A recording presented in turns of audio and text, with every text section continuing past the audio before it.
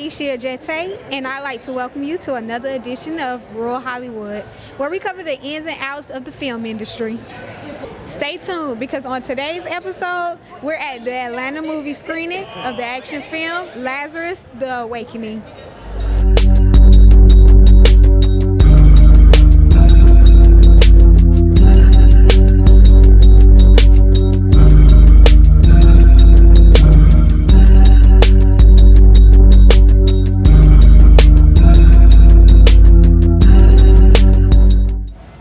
We're now joined by Sean Riggs. He's the producer, co-writer, and star of the franchise Lazarus the Awakening. How are you doing today? I am absolutely blessed. Thank you guys for being out here too. Thank you for inviting us. We're excited to be here. I just have a few questions for you today. Go ahead, shoot away. Okay, as an actor, is action your favorite genre to work in?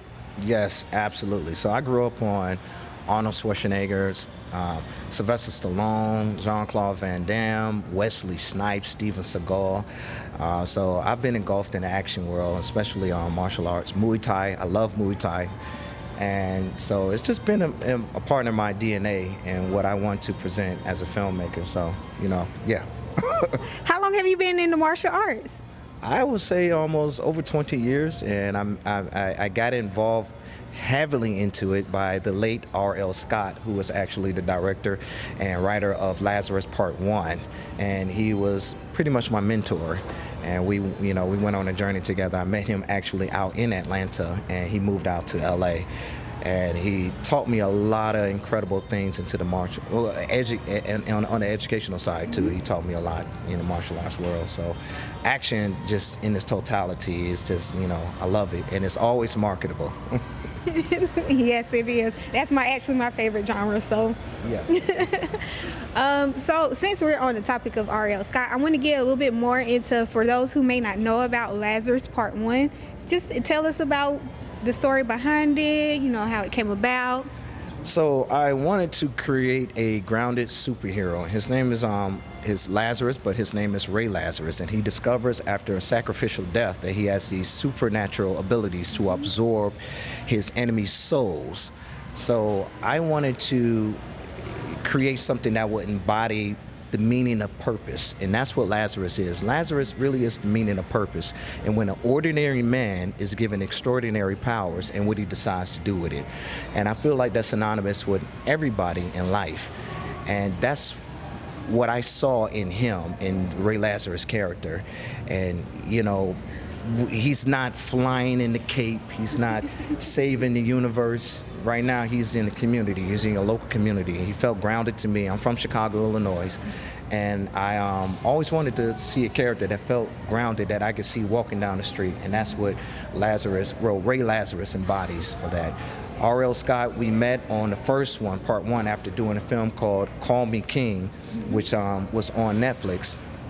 And after Call Me King, that was with Eamon Joseph too. Shout out to Eamon Joseph. That's my brother. He's on Snowfall. If you know the Snowfall character, Jerome Saint, teach a man how to squabbles. And he actually has another TV show coming out with the Muhammad Ali story.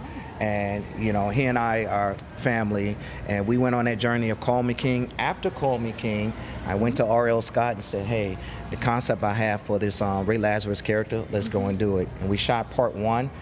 Came out in 2021, and it was actually the catalyst to the Tubi originals right before all the Tubi originals started. So technically, Lazarus Part 1 was the first Tubi original. Because of the visibility that Fox and Tubi gave Lazarus 1, I was able to orchestrate a deal to get it into Part 2.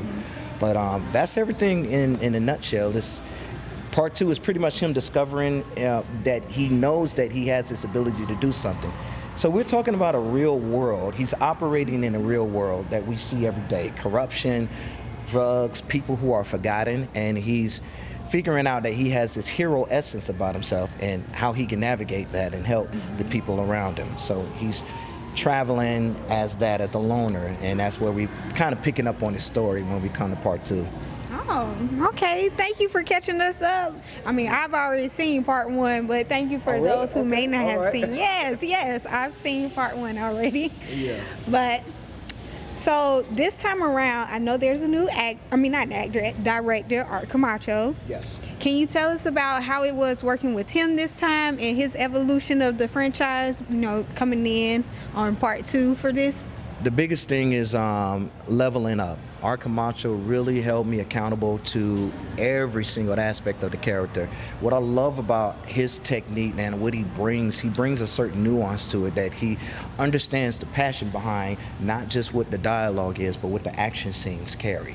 And he saw Ray Lazarus in a certain area that, I really felt the same way, so we really had great chemistry. And Art Camacho is like a one-stop shop. He's a great director, but also he's a great action director. He understands stunt choreography. If you don't know him, look him up. He's been in the stunt community, action directing for a long time, all the way back, it's like the 90s, 80s. He has another film out, it's called Ruthless. The Wrecker, just came out, that's with Tyrese. And great films. The Wrecker, Ruthless is on Hulu. The Wrecker is out everywhere as well. That came out last year. But what he helped me to do is to embody the character more in the essence of who he was and what he was going through, the turmoil. Right now we're existing in a world where mental health is a serious thing, right? So he helped me to connect with that part of Ray Lazarus and understanding that he's attacking his own demons like anybody else, and how he's conquering that, not as well as just conquering what he wants to do for the city and the community, but what he's conquering from within. And so Art Camacho was an extraordinary piece of this particular puzzle to get part 2 done. And he's actually working on a movie now, and they do a lot of great stuff out of Las Vegas. So. Thank you for giving us a spiel on him. I'm definitely going to check out him because I love good stunt choreography. So I'm definitely going to check out him. And I think I've seen Ruthless on Hulu. Well, not watched it, but seen the promo for it. It's really good. So, it's really good film. I have another interesting question for you because you're both producer and star of the franchise. So how was it balancing both of those roles at the same time? It was easier this time. We shot in Jackson, Mississippi. The part 1 was, I started out self-funding it, buying all of the equipment, putting everything together, location scouting, casting, just everything you can think of that most people will have on most productions will have people wearing different hats. Well, different people with that hat, but I was a person wearing different hats. And with all of that in mind, I went through that. It took me like a year and 7 months to get part 1 done. So the tunnel I went through for that fight to get that on, when I came out on the other side, I was strengthened. So when part 2 came along, I had a team. So it was a lot easier. It was actually harder to just sit in the corner and just chill out and let the process be the process. And I want to mention Andrew Stevens. He was a guy I partnered with through Samuel Goldwyn Films, and he loved the whole concept of it. He loved the film. And he gave me an opportunity and said it was a great idea. We can shoot it in Mississippi to kind of stand apart from where Lazarus started at, which was the east side of LA. So it is now we pick up that he's on this liberating journey, and he lands in Jackson, Mississippi. So that's how that story even came about. So now it's kind of like the moniker that he would have as a phrase, where does he end up next? And that's what we wanted to feel like, whether it can be another film or even another TV series, but he's on that journey right now. But actually watch the film, because then there's a lot of cliffhangers that we're gonna have for that one as well, for part 2. What you gonna see? Yes, this is what we're about to see right now, part 2, Lazarus the Awakening. Oh my goodness. I'm so excited, I can't wait to see it. Thank you. Thank you for speaking with us today. I really enjoyed talking to you today. All right, and I enjoy speaking with you as well. And make sure Lazarus the Awakening is out right now. You can find it anywhere, and just be on the lookout for this type of stuff too. I'm working on it, merchandising. Merch is on the way. It's a beautiful universe that's growing, and one things I do want to mention is we do talk about representation, and we have it right here. And if you want that, I just walk into a room, I say I'm a filmmaker, and this is just a film that I enjoy. This is what I want people to see.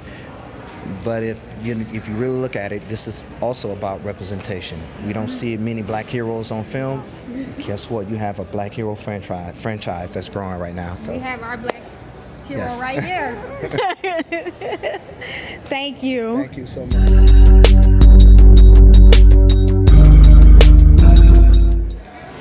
We're now joined with Angelique Bates. She is a celebrity publicist, and she's publicist for Sean Riggs, and on this project right now, Lazarus the Awakening. I just want to ask you a few questions about your experience on this film and, you know, promoting it and promoting Sean. How has that been? It's fun. Actually, I love sci-fi. Like, that's my thing. Like, I want to be in a sci-fi project. Okay, Sean, I'm letting you know right now. But I love being in this because I think you need more minority projects. Yes. So I'm all about promoting projects that I feel like the culture needs, the youth. I'm all about the youth. I think there needs to be more of us, because actually being from my background, there needs to be more representation. And I love the fact that there is representation, which is not something that you really see in sci-fi. I will agree. I definitely agree. As an actress myself, So I you already see. get Yeah, I already know there's especially in Atlanta. a very specific lane for us, and we're like, no, Yeah. don't break our barrier. Ooh, I mean, we're gonna break our barriers. You're not finna box us in. So yes, Exactly, and especially in sci-fi, because Atlanta, we have so many like genres, but I don't think sci-fi is really something that you see a lot in Atlanta. So yeah, I like this. We tapping in, we breaking in. tapping in. Look, tap, tap, tap, tap. Okay, so I know you're more than just, like you said, Sean Reed's publicist, and you've worked on other projects. Can you tell us a little bit about those projects and give us just a background on you? Like, what else do you do, girl? It's like, what I do? Well, let me tell you. Okay, so a lot of people probably remember me from Nickelodeon's All That. I've done a lot of other projects, but that's like, you know, the biggest one. I was in 35 and Ticking with Kevin Hart and Mike Epps. I've been working since I was like 9 months old. Like, I actually just did a post where somebody found like this old directory that all the celebrities are in, Eddie Murphy and a whole bunch of others, and I was actually a baby, and they're like, wait a minute, you've been in the, I tried to tell y'all. Like, I've been doing this since diapers. But yeah, I've been in the industry for a while, and I was telling someone earlier, the reason why I created the PR company is because I know the behind the scenes. I know the ugly, I know the good, and I wanted to become, you know, the person that I needed in the industry growing up for those that don't have that. Thank you. Thank you for providing that space for us. We need people like you. Let me tell you, I'm gonna go to bat for y'all, you know what I'm saying? And I always say, if you want a publicist that's not all up in the videos, that's not all up in the pictures, then come to Milton Partners. No, wait. Plug yourself back in so we know exactly who we need to look out for, and also let us know the Instagram, because you mentioned if we go back and look, but we need to know where we're looking, so let us know. That's right. So you got to come to Melting Pot Management and Public Relations, and then if you go on Instagram, it's Melting Pot Management, MGMT, and we take your beliefs, because so many people want to be different things. You know what I'm saying? Like, you know, you might want to be an influencer. You might want to be a celebrity. You might just want to hit the red carpet. We do all of that, but we make it make sense. That's the thing. We're not just about to have you out there. We're not about to just take your money. And if we don't think that we can work with you, we're not going to. You know what I mean? So we do a lot of, you know what? This is the best way to explain it. Motown days. We do a lot of artist development. Like, we're not about to, you know, we're not just about to take you and just have you out there looking crazy, because you're not about to have us looking crazy. So we're all about artist development, you know, whether you like it or not. So if you want to be serious about your career, come to us. If you just want to just, you know, smile and do it for the gram, we're not it. Thank you so much, Angelique, for giving us the rundown on who you are and what you do. I'm going to actually take your information for myself, because I know an artist that could probably use your help. Oh, and I'm out here in Atlanta too, because I got Wildlife Honey. So yeah, so he's a top influence out here in Atlanta. So yeah, we're all over. We're in Cali, we're in Atlanta, we're in New York.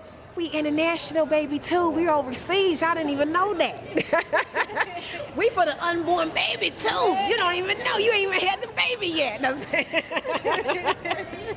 Thank you so much for talking with me today. It has been a joy. Nothing but laughs with you. I love it. Thank you again. Thank you.